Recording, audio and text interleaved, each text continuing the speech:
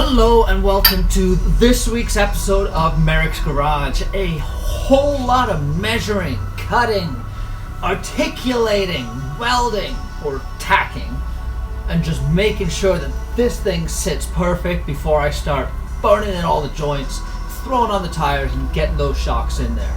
There's a lot of things coming together at once, but I'm pretty psyched at where I've got. I think you guys are gonna dig what I've accomplished. There's still a lot to do, but stick around, I'll show you what I've done. Merricks Garage.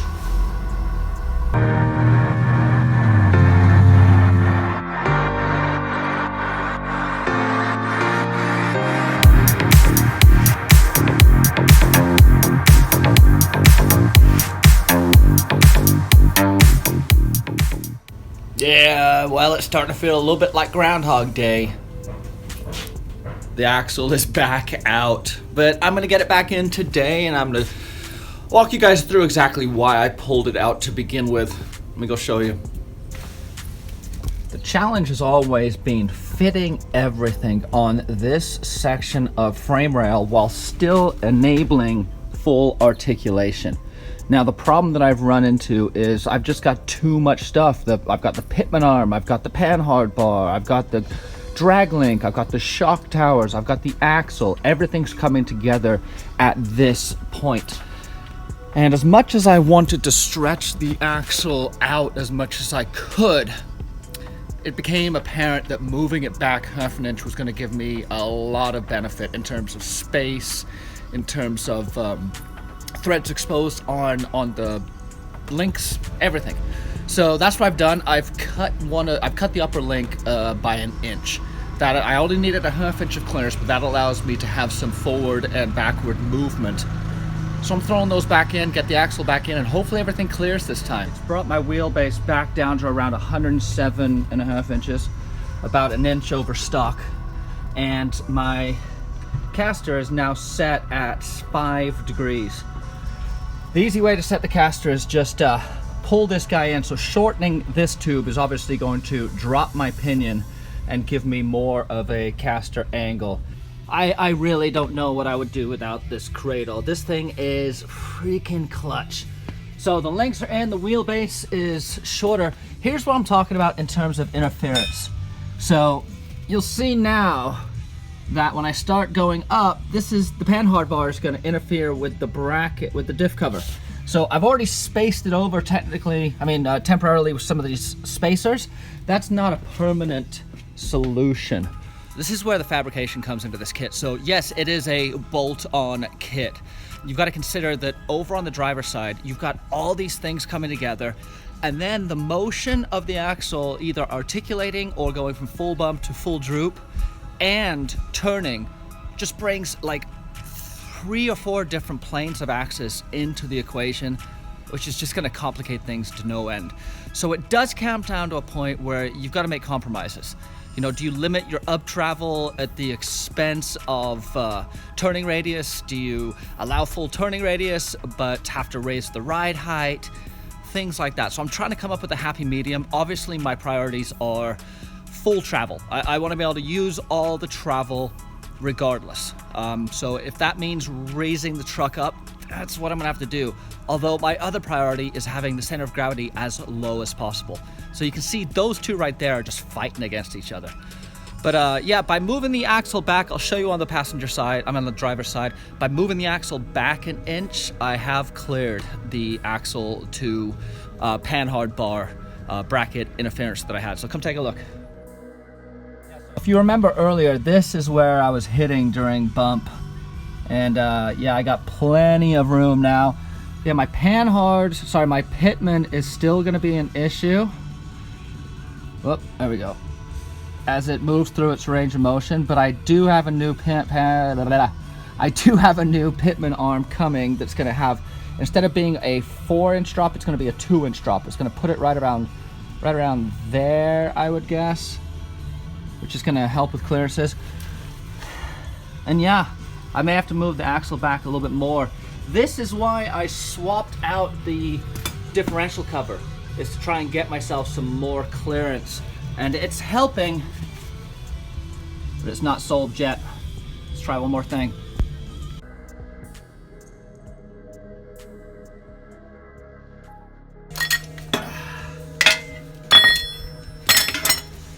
I have been avoiding having to move the steering box forward on the frame just because I thought I could make everything coincide and live happily together.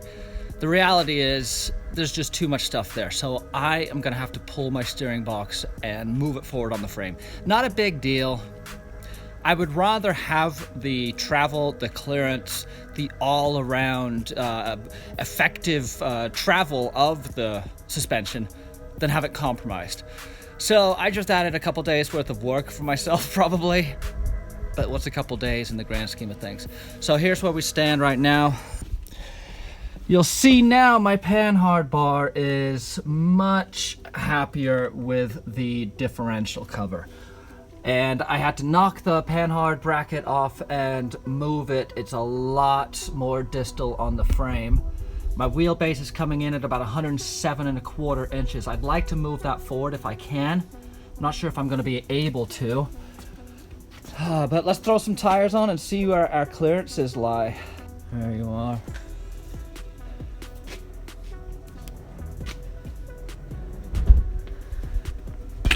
Links are lining up nice.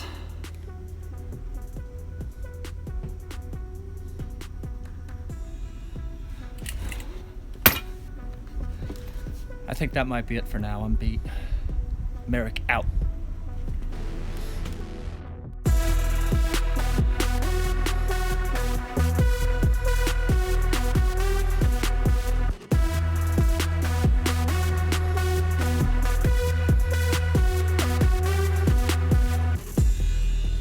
Yeah, so this is very promising. This is where I end up at what I'm gonna call full bump, and I'll tell you why, or I'll show you why here in a second, why I'm calling this full bump. Yeah, now I do not have a tie rod in, so you can see the tires aren't moving freely. But yeah, I'm getting some interference right here, but it's not that big of a deal because my bigger interference is gonna be coming from underneath the truck. You can see here, I'm getting bound up. Now I do have a little bit more to go, but I'll be honest, I don't think I need that extra room. You can see that the lower link arm is gonna start interfering with the frame on both sides here, so we don't need to worry about really going up substantially higher. So they tuck in nicely. I'm happy here. So I'm gonna measure 7 inches down from this point, and that's gonna be my ride height.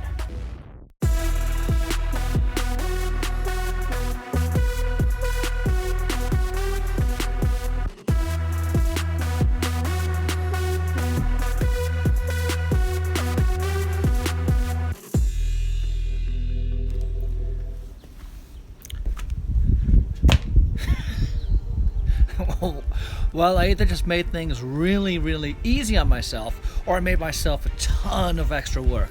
I don't know what it is at this point. But I do know I have a lot more access to get these shock hoops in. I can see on the frame where I need to move the box to. I've got so much more room for activities. I just pulled off the entire front clip. I mean, it's so easy on these trucks. It's almost a no-brainer. My challenge was I had a ton of stuff mounted on them. I've got this trans cooler that was mounted up there. All my electrical stuff on the other side was mounted up there. But you can see what I'm playing with here and what I've got to work with. I think I'm gonna try and get the shock hoop up on the driver's side first because I like challenges. And yeah, it gives me an opportunity to go back and clean up some of the wiring and issues that I had before that I wasn't totally psyched on. But yeah, just got this rat's nest to deal with. But it's looking good. I'm gonna pull the AC unit off. I'm not sure yet if that AC unit is gonna interfere with the shock bracket. It doesn't look like it, but knowing my luck, it's probably gonna be right in the way. So here we are. I'm gonna hit it with a ton of simple green right now and see if I can get this thing a little bit cleaner so I have a nice, clean, tidy workspace to work with.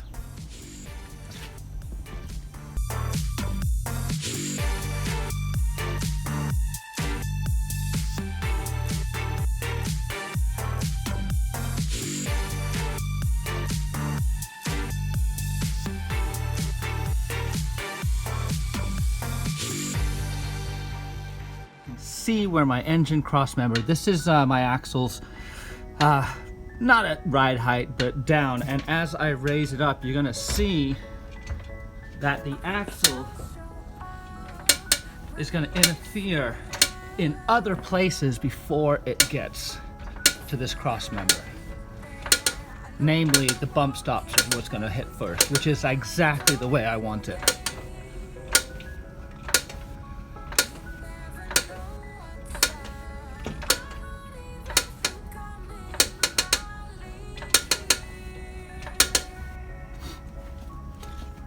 Okay, so there you can see I've got full involvement. Let me try and get the lighting better for you guys. There is where I'm going to start seeing interference. My bump stop pads are about 1 inch from the frame. I think they're even closer on. About 1 inch from the frame on this side too. Yeah, so this is what I'm gonna call full bump. I mean, could I go up a little bit more? Yeah, but then I start issues of, do I really need this extra travel? And I'm gonna start hitting the drive shaft on the pan or on the exhaust. Yeah, it's tight quarters as it is already. So I've been focusing on getting the axle underneath and located where it's going to ride at full bump. And I've come to the conclusion that full bump is pretty much set for me now.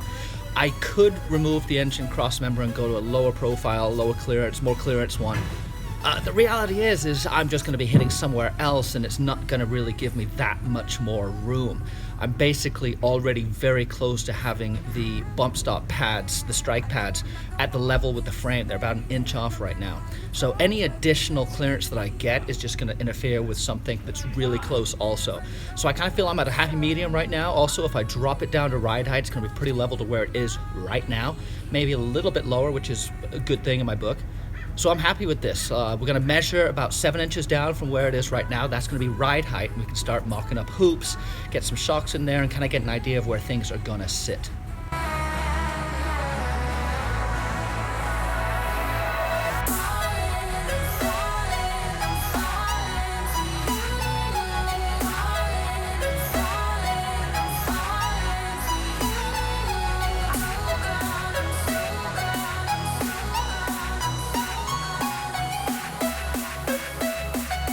So this is what I'm gonna call ride height. Looks pretty good, clearances are decent, links are pretty flat. Yeah, start putting some shocks on. So this is the Bilstein coilover that is going in the truck. 14 inches of travel, you can see 14 inches right there. But ride height will have this at 50% of its stroke capacity. The reason being is you want to have the shock riding right in the middle so it has 7 inches of extension and 7 inches of compression.